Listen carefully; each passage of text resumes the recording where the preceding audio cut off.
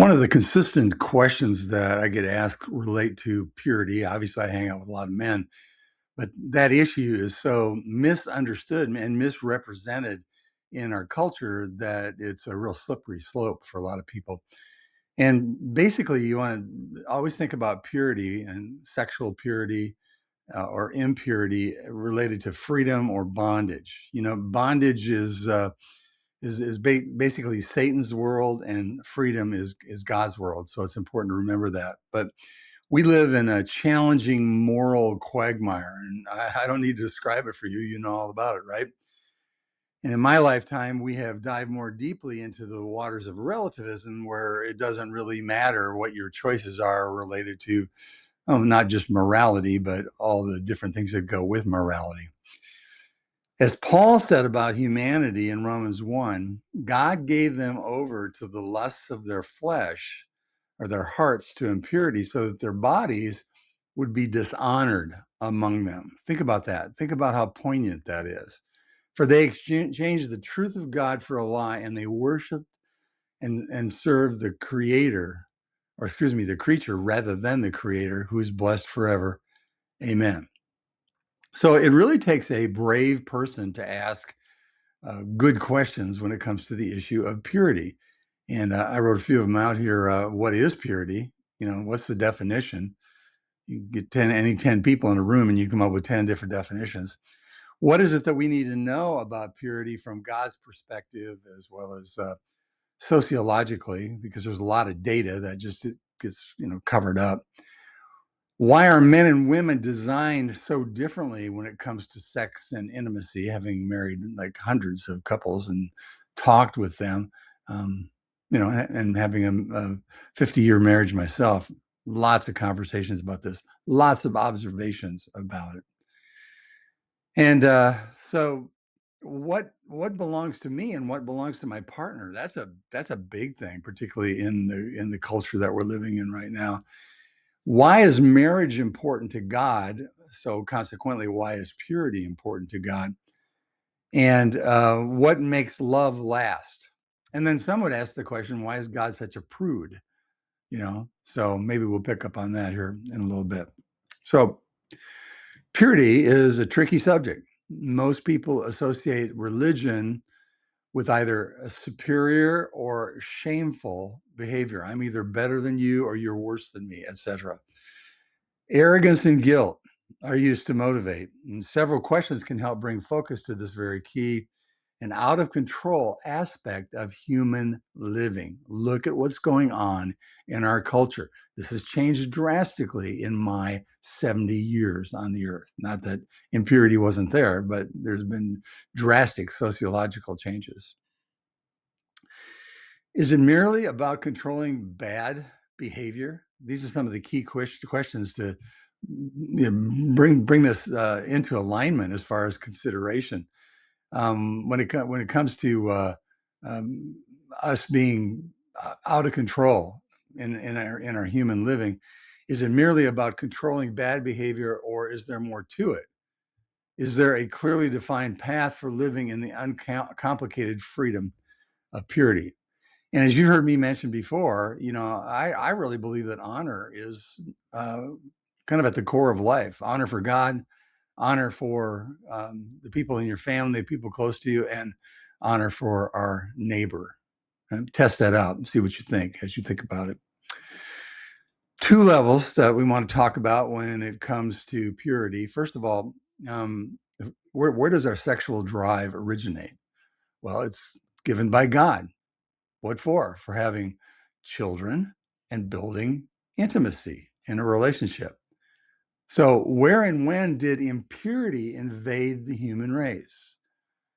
If you look back in Genesis 3 and Genesis 6, you can see where it was brought in, even to the point where the angels of God came down from heaven and had sex with the daughters of men. Goliath, hello? Seriously. So our sexual drive comes from God. It's been twisted by angelic beings and also by Satan himself. I think that's my perspective on it. Both pride and arrogance are the things that come out of this. Next question is, where does sexuality fit within human identity? Faithful enjoyment of each other, living honorably toward God by rejecting impurity. Is there a difference between men and women when it comes to purity? Yeah, I think so. Men love the act of sex. Women are made to embrace the identity. And I realize that you can't make those overly sexist statements, but the reality is that men are different than women. And as much as we try to attack that in our societies, world and local societies of our country, you can't change the fact that that's true. So next level, if that's where sexuality comes from, in what ways is sin crouching at the door? So I'm talking about Genesis 4, Cain and Abel, and God paints this endemic conflict that sin is after us. It's after you. It's not passive. Satan is not passive. So what is he trying to do? Well, he's trying to trap us. And like he says to Cain and to Abel, and he says to Cain in particular, sin is crouching at the door. You must master it. So what can we do to master this aspect of who we are? And obviously, Jesus is the one who is the truth and sets us free. That's in John 8 and John 16. But how do you master it? Well, the honest answer is you can master it. It has to be mastered by God. It has to be mastered through his commandments. It has to be mastered through our choice of heart to live honorably. So you might want to meditate on that and think about that a little bit. Also, what does purity have to do with honor? Well, everything. 1 Timothy 1:17 and 1 Corinthians 6:18. And then ask the question, why do I even care? Well, it's because I want to share in God's glory, and I don't want to sacrifice any of that glory, because I wanted to spend what I have merely on my pleasures. Remember, God is not keeping us from pleasure. He is teaching us to have honorable pleasure, and that needs to be considered. So overcoming honors God and adds to a true foundation of faith. So what do we know for sure about purity? First of all, marriage, or being one flesh, was given for us for procreation and pleasure and intimacy. Satan hates both. He doesn't want either one to be satisfied for humanity.